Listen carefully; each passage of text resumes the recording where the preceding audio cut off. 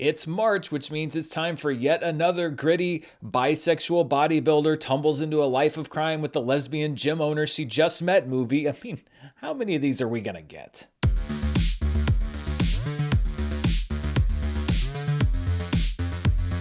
Hello everybody, I'm Dan Murrell, and this is my review of Love Lies Bleeding, the latest release from A24, which was in limited release last weekend, but is hitting many markets nationwide this weekend. Love Lies Bleeding is directed by Rose Glass. Her first film was called Saint Maud, which was getting some of that big pre-release buzz, but got kind of swallowed up by the pandemic. Glass co-wrote the script with Weronika Tafilska, and it stars Kristen Stewart as Lou, a prickly gym owner with a dark past. When a new bodybuilder named Jackie, played by Katy O'Brien, comes to town, they find themselves uncontrollably drawn to each other, but their involvement grows more and more complicated as Lou's family situation and the secrets of her past push both of them deeper and deeper into a growing pool of darkness.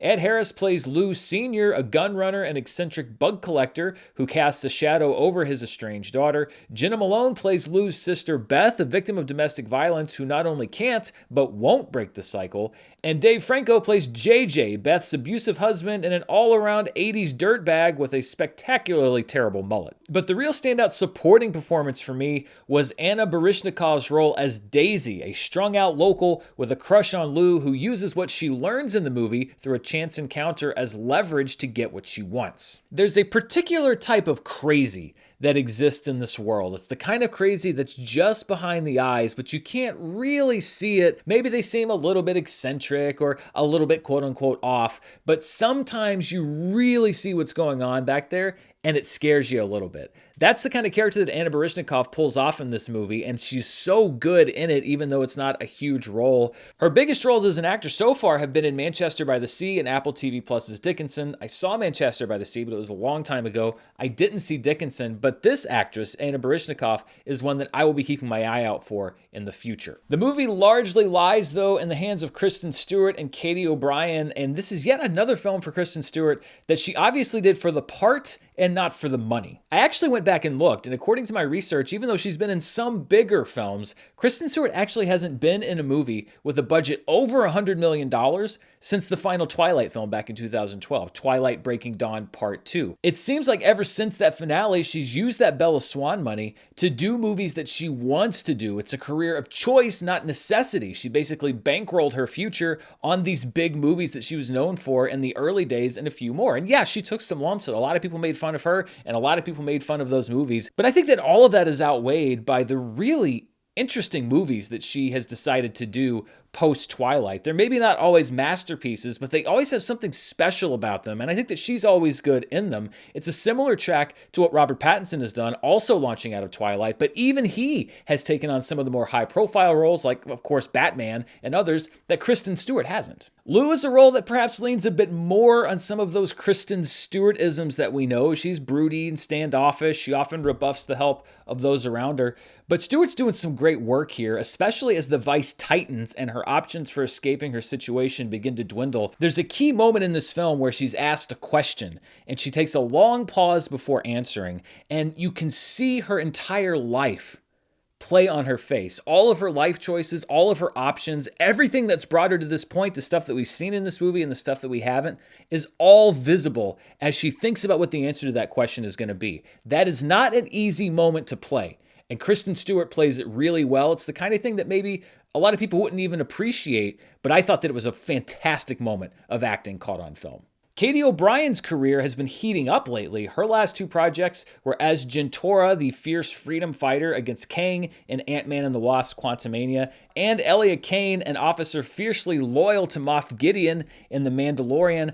I think this movie should propel her career beyond even those big genre projects, which are nice, but this is on sort of a different level. O'Brien drew on her real experience with bodybuilding to transform for this role, but this isn't just an outward performance. Jackie, the character, has a soul and a life behind the muscles, and that's what makes her interesting. Jackie is a character who at first seems pretty simple, but as the movie goes on, you add layers of complexity to her. When we first meet her, she's pretty much unified in this one vision. She wants to go and win this bodybuilding competition, and she's going to do whatever she can do to get there and do that. But her pursuit of that goal unlocks things inside of her that are scary and confusing to her most of all, but that she's unable to control. And the question really becomes, does all the chaos in this movie and all of these events and the substances and everything else that we see her ingest in the film, is that what causes her to do what she does? Or were these things inside of her all along and were only unlocked by the situations that we see in the movie? One of the things I like about Love Lies Bleeding is it asks those questions, but it's not here to give you the obvious answer. There's a lot of things that you can take from and interpret your own way,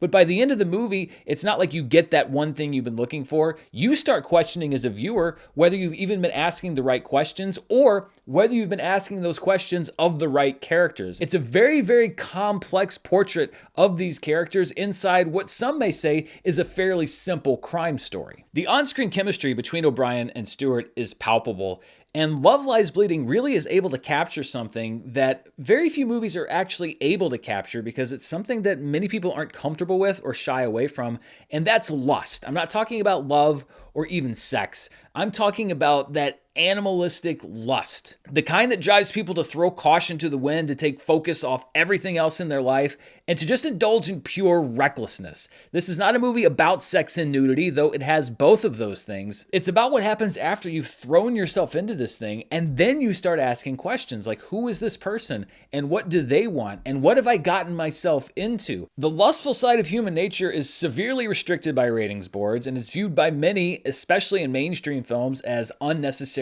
and pornographic, and I think that that line can be crossed, but I also think this is a great counterpoint to a lot of movie romances, which start out with the meet cute, and then you have the tender Act 2 love scene. It's a very rom-com thing, and sure, that probably reflects a lot of people's actual relationships, but this movie sort of reflects what happens when two people meet each other and just want to and figure it all out later. Jackie's bodybuilding is a key aspect of the movie, and Love Lies Bleeding premiered at this year's Sundance Film Festival. There was another movie about bodybuilding called Magazine Dreams that premiered at last year's Sundance Festival, starring Jonathan Majors, which was set up for a prime award season run, but was then pulled from release and may now never see the light of day due to Jonathan Majors' ongoing legal problems. Now, the real-life ramifications behind that case are far more important and far-reaching than anything having to do with movies and entertainment. But I am glad for this movie, for Love Lies Bleeding, that it is not coming out in the shadow of Magazine Dreams, because it shares just enough DNA in the tone and the basic story, the fact that bodybuilding is a big part of both, that I could have seen this movie written off, especially if it was a major awards contender, as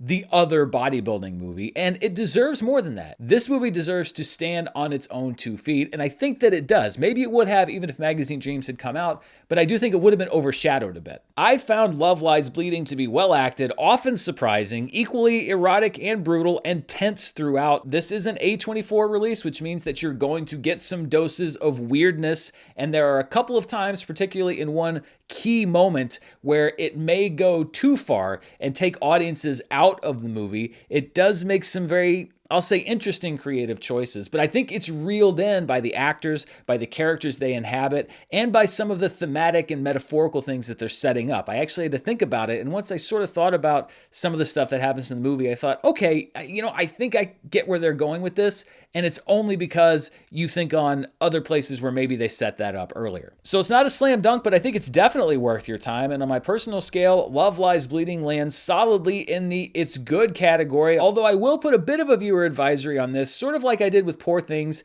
in that it does have some sex and nudity. If there's people that you might want to watch this with that it would be uncomfortable to watch with, then maybe don't watch it with those people. And there is also some pretty gnarly violence. That's not a bad thing. I'm not holding it against the movie, but probably a good thing to know. So those are my thoughts on Love Lies Bleeding. What do you think? Are you going to be heading out to see it this weekend? Let me know down in the comments below. And as always, thank you so much for watching the channel. I've got an episode of Streaming Charts with Dan that I'm cooking up for this weekend. And of course, more movie news, reviews, box office, and everything else coming up in the days, weeks, months, who knows, years to come. We'll see what happens. Thanks so much for spending part of your day here with me. Until next time, stay safe, and I'll see you then.